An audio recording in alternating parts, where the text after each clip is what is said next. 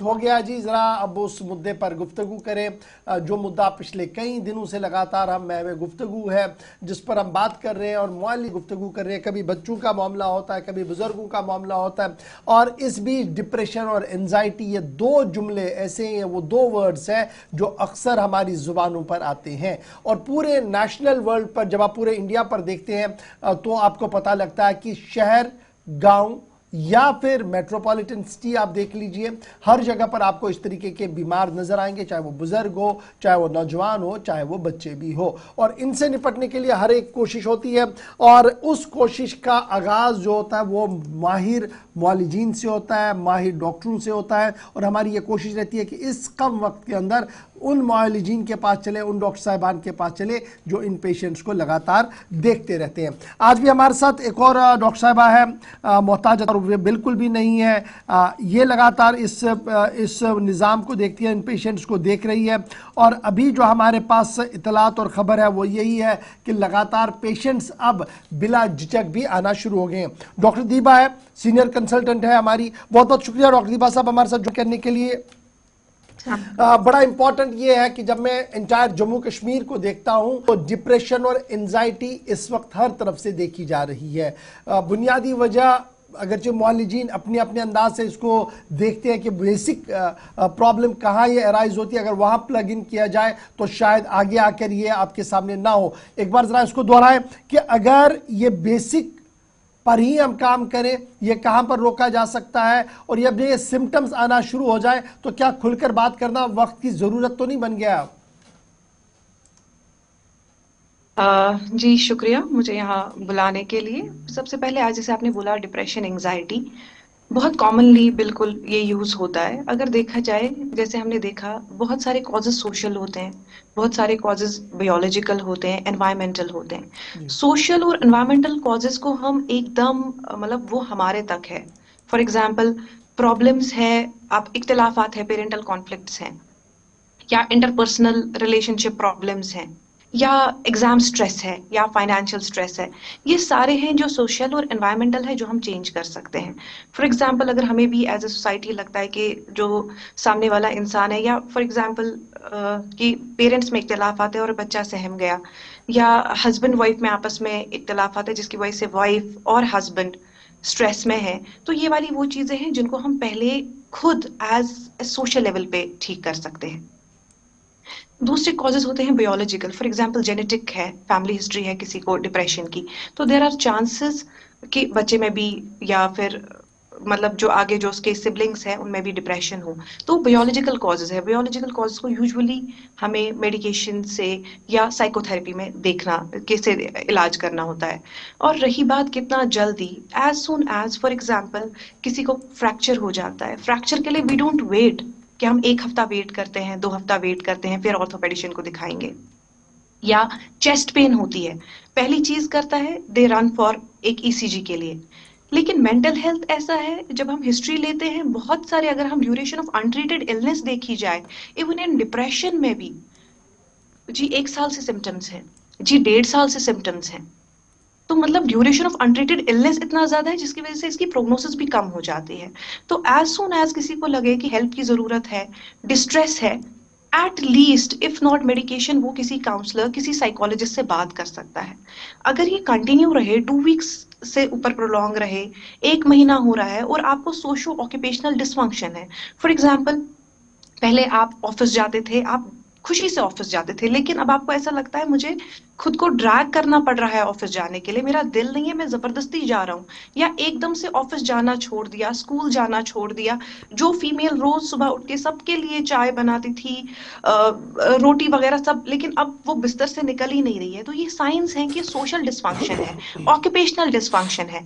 जैसे ही ये अलामत आ जाए, आई थिंक कि खुल के बात कर लेनी चाहिए। डॉक्टर साहब, ये जब काउंसलिंग की बात आती है, अभी हम देखते हैं कि हमारे पास जम्मू कश्मीर के अंदर, जैसे आपने कहा, ऑर्थो है, डेंटल है, सब चीज़ें अवेलेबल है, तो क्या इसके लिए भी हमारे पास इतना स्टाफ है, इतने डॉक्टर्स हैं कि इजी एक्सेस हो? वरना ये होता है ना कि हम किसी और डॉक्टर के पास चले जाते हैं और बहुत सारा वक्त वहाँ ज़ाया होता है, बाद में पता लगता है कि मैंने तो उधर जाना ही था, मैंने कहीं और जाना था। देखिए पहले साइकाइट्रिस्ट बहुत कम थे, नो डाउट, एज पर अगर हम पॉपुलेशन की से लेके जाए अभी भी कम है। लेकिन अगर देखा जाए जैसे डिस्ट्रिक्ट मेंटल हेल्थ, जैसे आप देखोगे हर डिस्ट्रिक्ट में साइकाइट्रिस्ट अवेलेबल है। कुछ में अभी नहीं है लेकिन मैक्सिमम अवेलेबल है। या फॉर एग्जांपल यहाँ पे institute of mental health neuro sciences है, हमारे दो डिपार्टमेंट्स हैं। एक यहाँ रैनाबारी, एक एसएमएचएस में ब्लॉक, जहाँ चाइल्ड को भी देखा जाता है। जीरियाट्रिक क्लिनिक बिल्कुल अलग है। डी एडिक्शन क्लिनिक एसएमएचएस में अलग है। प्लस लाइजन साइकाइट्री है, और इम्हांस में हम जनरल सब देखते हैं, एडमिशंस अवेलेबल है। साथ ही साथ जैसे आपने देखा होगा Telemanas, this is digital, Telemanas के वीडियो कंसल्टेशन स्टार्ट हो गए हैं every from Monday to Friday 10 to 2। कोई अगर नहीं आप कंफर्ट ऑफ होम से ही करना चाहता है, एक साइकाइट्रिस्ट से वो वीडियो कंसल्टेशन ले सकता है। इवन मेडिकेशंस के लिए प्रिस्क्रिप्शन भी जनरेट कर सकता है। काउंसलिंग का देखा जाए 24/7 काउंसलर्स अवेलेबल है।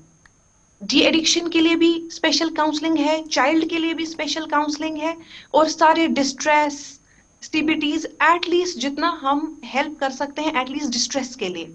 जी। फॉर एग्जाम्पल कभी अभी कोई प्रॉब्लम हो गई, एट टाइम्स उसी वक्त इंसान इतना इम्पल्सिव हो जाता है कि वो सेल्फ हार्म करने लगता है उस वक्त, क्योंकि suicide is one of the preventable causes of death. अगर उस वक्त कोई शख्स उससे बात करे, इंसान का दिल बदल जाता है, इंसान का जहन बदल जाता है। तो ये टेलीमानस जो 14416 जस्ट फोन में सेव करके रखना है। डॉक्टर साहब साइकाट्रिक कंसल्टेशन भी डॉक्टर साहब एक आपको कंफर्ट ऑफ रूम में अवेलेबल है, एंड काउंसलिंग सर्विसेज भी। एक चीज जानना चाहेंगे, जी। क्या मंशियात जिस तरह से जम्मू कश्मीर के अंदर इसके भी केसेस में इजाफा हो रहा है, जो अब ये डिप्रेशन का जो मामला है, क्या इसमें भी तेजी से इजाफा हो रहा है? और अगर इजाफा हो रहा है तो सबसे मेन जो रीजन है इसका क्या कुछ है? क्योंकि आपके पास तो ऐसे केसेस तो रोज आते होंगे इस हवाले से, और खासकर जो बच्चों में अब जो रुझान बढ़ता जा रहा है, बच्चों की केसेस में भी इजाफा ऐसा देखा जा रहा है। हर एक एज ग्रुप में अलग अलग प्रॉब्लम्स हैं। फॉर एग्जाम्पल अगर हम स्टार्ट करें छोटे बच्चों से, जी। बच्चों में भी जेनेटिक हो सकता है, और बच्चों में भी फॉर एग्जाम्पल पेरेंटल कॉन्फ्लिक्ट्स है, पेरेंट्स की आपस में ही नहीं बन रही, जी। या एग्जाम स्ट्रेस है, पेरेंट भी कहते हैं आपको कॉम्पिटिटिव बनना है जी, फर्स्ट आना है, सेकेंड आना है, बच्चा खुद एक रेस में लग जाता है, बिल्कुल। और उस रेस में बायोलॉजिकल प्रॉब्लम्स भी हो जाती हैं। अगर हम देखा जाए, या बच्चों में खुद अंडरलाइंग साइकाइट्रिक एलिमेंट्स होते हैं जिसकी वजह से आगे मंशियात का शिकार होते हैं। अगर देखा जाए ADHD, attention deficit hyperkinetic disorder, एक ऐसा डिसऑर्डर है जिसमें 60% चांसेस है कि अगर उसको टाइमली ट्रीट ना किया जाए बच्चा आगे मंशियात में जा सकता है।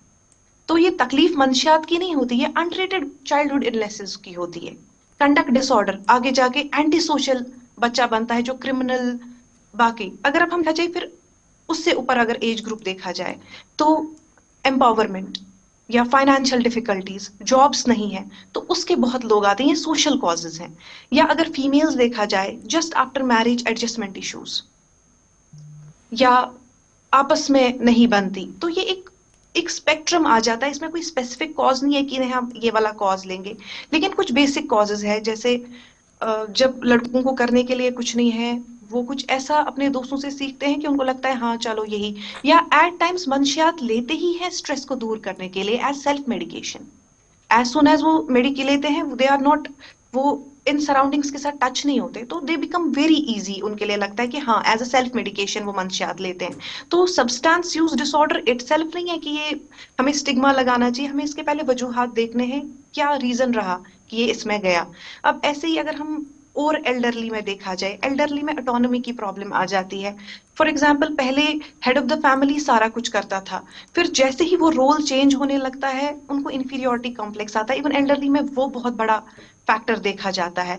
या फिर अभी पेरेंट है, फिर जो बच्चे हैं वो अपने अपने लाइक सेपरेट हो जाते हैं, तो वो भी हम एल्डरली में देखते हैं, वो लोनलीनेस, वो ऑटोनॉमी के लिए। तो हर एक एज ग्रुप में अगर देखा जाए, हर एक जेंडर स्पेसिफिक अलग अलग स्ट्रेसर्स हैं।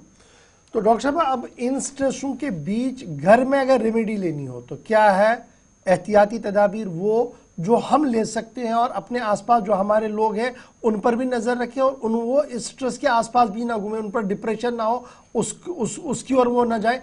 हम सब लोगों की जिम्मेदारियां क्या है? सबसे पहले एज एन इंडिविजुअल अगर देखा जाए, फॉर एग्जाम्पल अगर मेरी वजह से किसी का मेंटल हेल्थ खराब हो रहा है, मतलब ये मैं वर्क प्लेस पे जा रही हूँ और पहले ही मेरा जूनियर सोचे ओ माय गॉड आज मैम आएंगी, तो this becomes a burden. It means individual level पे मैं भी एक टॉक्सिक हूँ। तो पहले इंडिविजुअल लेवल पे हमें देखना है कि हमसे कोई ऐसी हरकत, हमसे कोई ऐसी बात ना हो जाए कि किसी और के जहन पे असर पड़े एज एन इंडिविजुअल। जी। फिर फॉर एग्जाम्पल मेरे इर्द गिर्द है और मैंने किसी को चुप देखा, मैंने किसी में बिहेवियरल चेंज देखे, मतलब पहले कोई हंसता खेलता था अब एकदम से चुप है, या कोई अचानक से ज्यादा बातें करने लग गए, कोई इंसान मेरे को बता रहा है कि ये रहा, ये मेरे बच्चों की जी स्कूलिंग ये है, मेरी ये पॉलिसी है जी, मतलब अपने बारे में कुछ सीक्रेट्स बताने लगे, तो कुछ सोचना कि कुछ प्लान तो नहीं कर रहा। या कोई भी बिहेवियरल चेंज, कोई अलग थलग बैठा है, कोई गुस्सा कर रहा है, एट लीस्ट अगर हम कुछ नहीं कर सकते हैं टॉकिंग थेरेपी कर सकते हैं घर पे, कि एटलीस्ट बताओ क्या मसला है। अगर आपको मसला है तो आप हेल्प के लिए उनको ले जा सकते हो। जी। और आज हेल्प इतनी दूर भी नहीं है, जैसे मैंने कहा टेलीमानस है। अगर आपको खुद नहीं समझ आ रहा कि क्या हो रहा है, आप अपने किसी लाउड वन के लिए कॉल कर सकते हो कि जी मेरे घर पे ऐसे ऐसे मैंने बिहेवियरल चेंज देखी, क्या आपको लगता है मुझे इसकी काउंसलिंग करानी चाहिए, क्या मुझे इसको कहीं ले जाना चाहिए, इस वक्त कुपवारा में हूँ, क्या आपको लगता है मेरे इर्द गिर्द कोई मेंटल प्रोफेशनल है जिसका आप मुझे एड्रेस दे सकते हो, या जिसके पास आप मेरी अपॉइंटमेंट सकते हो। ये बहुत इजी एक्सेस है अब आज की डेट में बिकॉज ऑफ टेलीमानस।